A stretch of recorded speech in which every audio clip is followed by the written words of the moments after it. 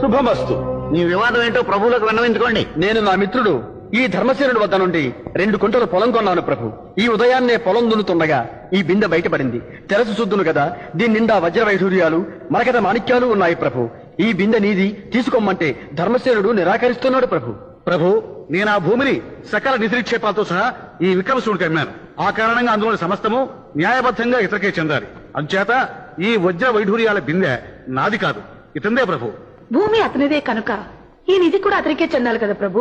భూమిని అతనికి అమ్మేశాం గనక ఆ నిధి అతనికే చెందాలి ప్రభు. ఇది ధర్మ సంకటం.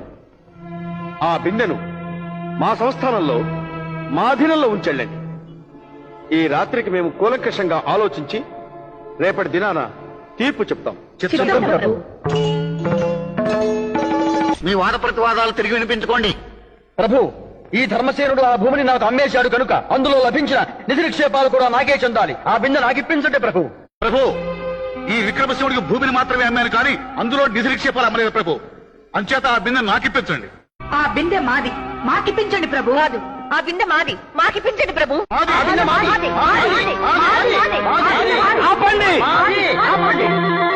మీరే బిందె గురించి పోట్లాడుకుంటున్నారు? ఆ బిందెని నేను మీ దగ్గర పెట్టి వెళ్ళాను కదా ప్రభు. నిన్న మా దగ్గర బిందె పెట్టారా? మొట్టమొదటిసారిగా ఈ రోజే మిమ్మల్ని మేము చూస్తున్నామే. బిందె లేదు, మీ బొందాలేదు.